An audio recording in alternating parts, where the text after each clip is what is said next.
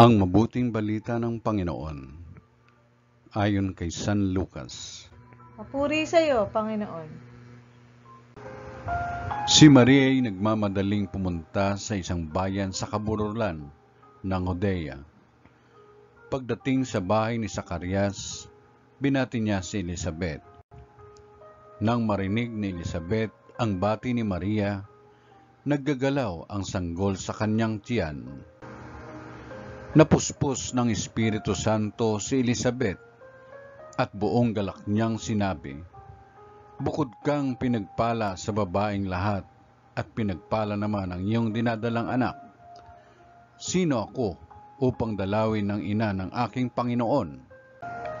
Sapagkat pagkarinig ko ng iyong bati, ay naggagalaw sa tuwa ang sanggol sa aking tiyan. Mapalad ka sapagkat nanalig kang matutupad ang ipinasabi sa iyo ng Panginoon."